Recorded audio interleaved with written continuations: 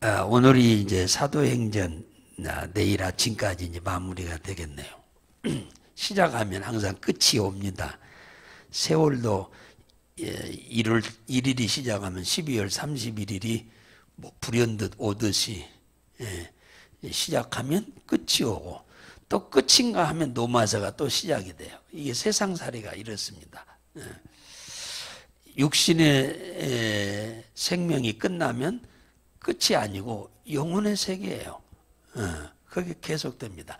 육신의 삶은 잠깐이지만 영혼의 삶은 영원합니다. 바울이 안디옥에서 성령의 인도하심으로 바나바와 선교사로서 지구상에서 최초로 이방인 선교사로 파송을 받게 됩니다. 이제 오늘 마지막 부분이니까 총정리를 좀 하는 겁니다. 그래서 1차 선교 여행 끝납니다. 처음에는 1차 선교 여행은 둘이 바나바와 바울과는 아주 절친한 친구였어요. 같이 이렇게 선교사로 떠났다가 돌아왔고 2차 전도 여행 때는 따로 같이 갈라져서 선교를 떠나갔다가 또 2차, 3차도 선교여행 마치고 예루살렘으로 돌아왔는데 예루살렘에 돌아오자 유대인들에게 붙잡혀서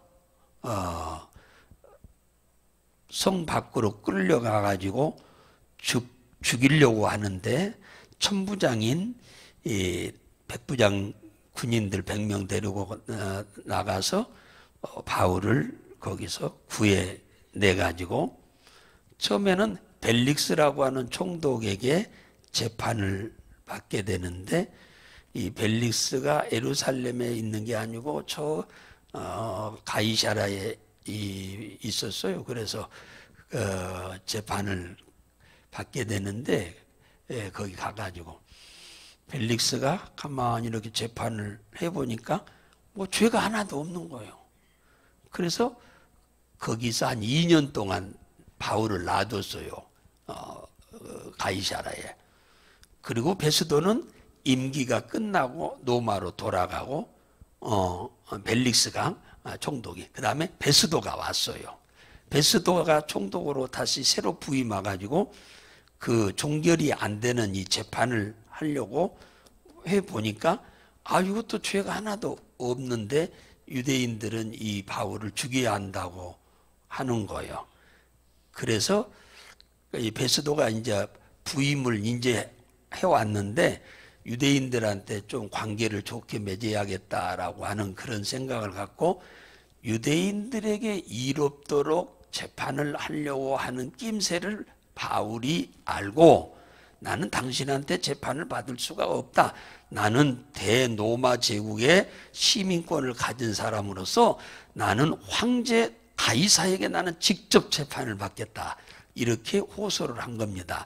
그러니까 베스도가 재판을 끝내고 백부장 율리오라는 사람에게 이 바울을 로마 황제한테 호송하도록 이렇게 맡깁니다.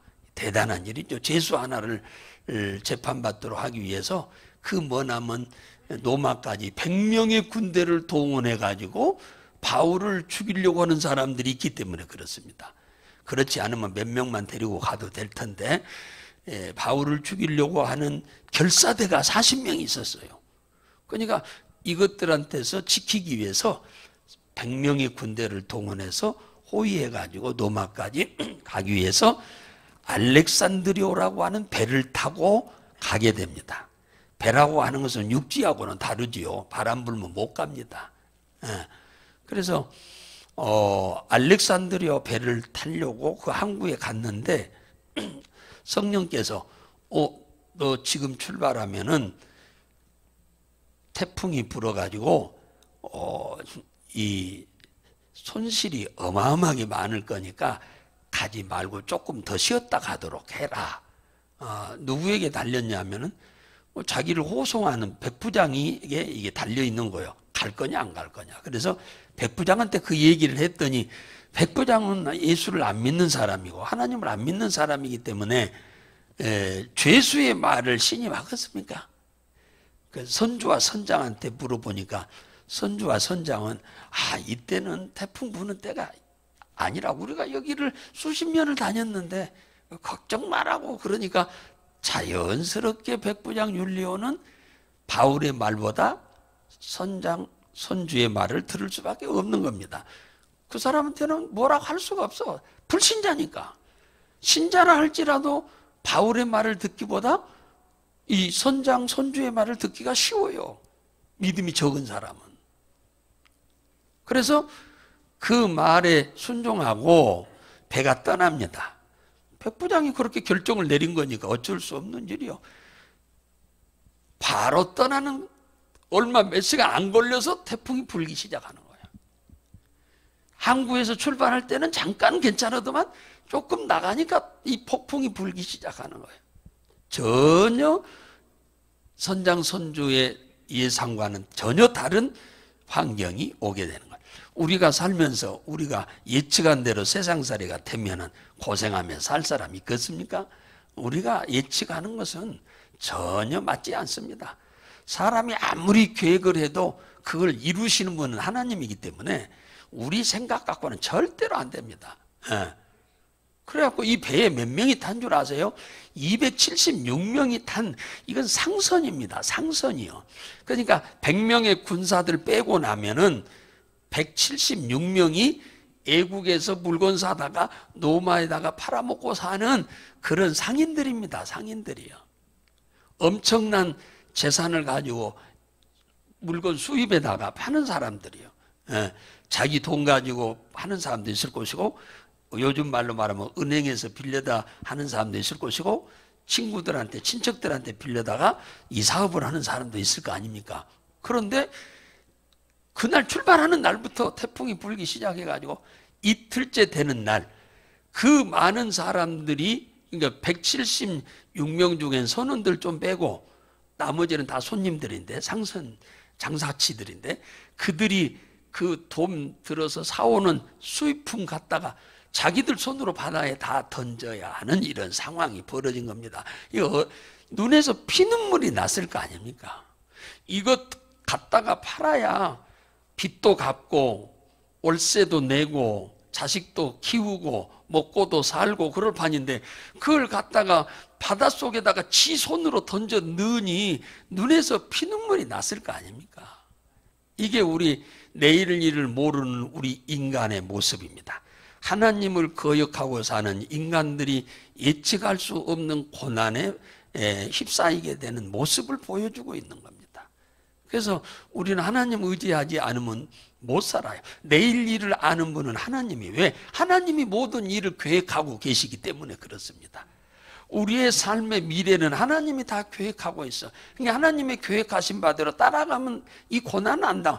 거기서요, 며칠만, 한 보름만 딱 있었으면 고생 하나도 안 하고 손해 하나도 안 보고 그럴 판이요.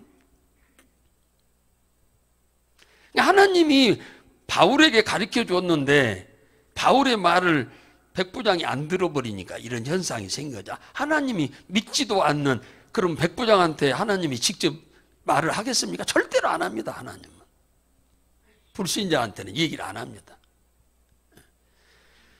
그래가지고 그 태풍이 불었는데 그 태풍의 이름이 유라굴로라고 하는 태풍이에요. 태풍은 지금 같은 수만 톤이나 되는 큰 배도 그 태풍 앞에서는 꼼짝 못하는데, 아이고, 나무로 만든 배가 얼마나 크면 컸겠습니까? 안 그래요? 그 배가 그 태풍 속에서, 그건 낙엽 같은 거예요. 낙엽. 아무 힘을 못 쓰는 거예요. 노조어서 가는 건데 그 뭐 힘이 생기겠습니까? 그래서 꼼짝 못하고 그날 출발한 지 몇 시간부터 불기 시작한 이 태풍이 밤인지 낮인지 구분이 안 되도록 열 나흘 동안 그랬다. 열 나흘이 밤인지 낮인지를 구분을 못했다고 그러잖아. 칠흑같이 검어가가지고 열 나흘 동안. 그러니 배가 이러니 그 속에서 밥을 해서 먹었습니까? 멀미 때문에 모든 276명이 다 금식 아닌 금식을 하게 된 거예요. 굼식한 거예요. 굼식. 열 나흘을. 예? 열 나흘을 믿음이 있어서 금식한 게 아니고 굼식을 한 겁니다. 이렇게 막 24시간 열 나흘을 이러니 어떻게 거기서 음식을 만들어서 먹겠습니까? 준다 해도 못 먹어. 멀미해서. 이때는 이 태풍이 불고 있는 시간에는 인간의 노력이 다 소용이 없습니다. 거기서 노져봤자 아무 소용이 없는 거예요. 우리의 힘과 능으로 뭐가 되어지는 것도 있지만 우리 힘과 능으로 전혀 불가능한 일들이 살면서 얼마나 많이 오는지 모릅니다. 이런 상황에서 우리가 그 헤쳐나가려고 아무리 몸부림쳐도 소용없어요. 하나님을 대적해서 이길 자는 아무도 없으니까. 하나님이 이 태풍을 지금 불게 하거든요.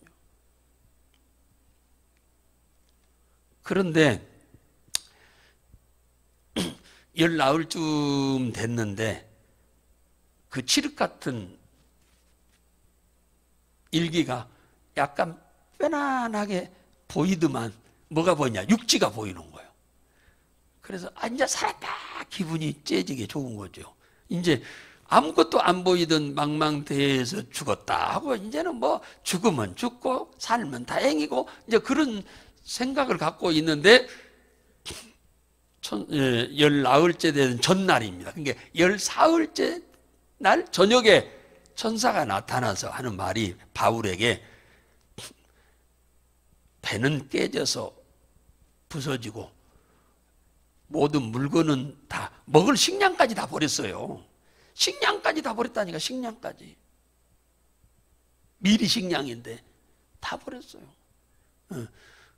그런데 사람에게는 머리털 하나 상치 않을 거다. 하나님 그렇게 천사를 보내서 가르쳐 주었어요. 그래서 그 사람들한테 너희들 내가 믿는 하나님의 천사가 나타나서 어젯밤에 그 말씀하셨다. 그러니 이 배 안에 꼼짝 말고 있어라.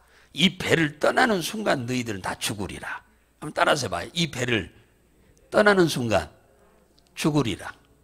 그러니까 너희들이 살려면 이 배에서 절대 떠나지 말아라. 이 얘기하는 저 육지가 보이니까 헤엄쳐서 가려고 오는 거예요. 아니 헤엄쳐서 보인다고 해서 그 풍랑 속에서 헤엄쳐 가면 살겠습니까? 죽지. 그러니까 떠나지 말라고 그런 거예요. 바울이.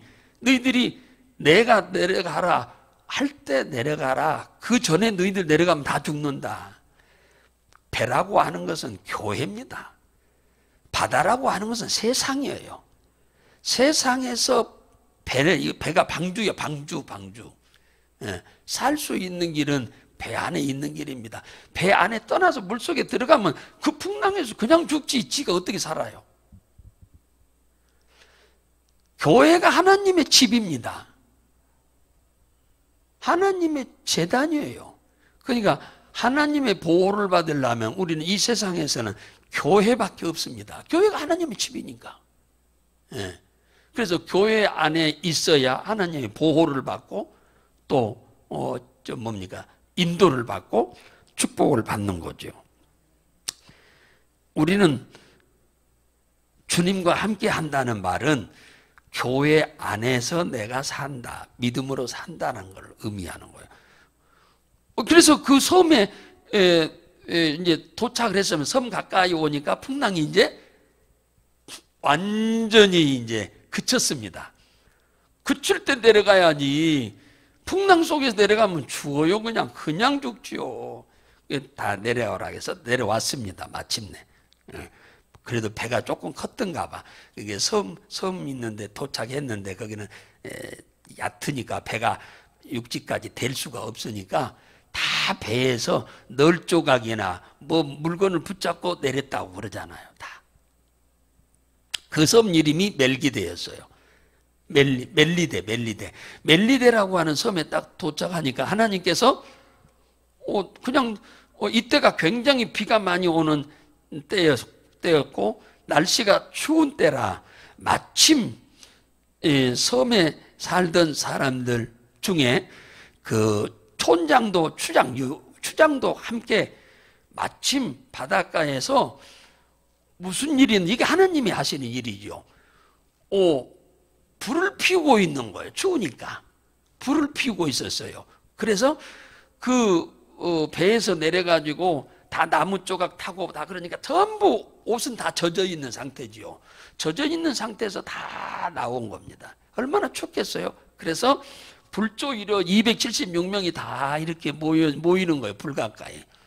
이때 불이 사그라드니까 바울이 옆에 있던 나무단을 갖다가 들어다가 불에 올리니까 그 나무단 속에 숨어있던 독사 한 마리가 여기 3절에 보니까 바울의 손을 물었다 그랬어요.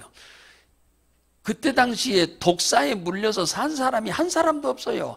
독사에 물리면 금방 잠시 몇 분 지나면은 온몸이 파랗게 변하면서 죽어버려요.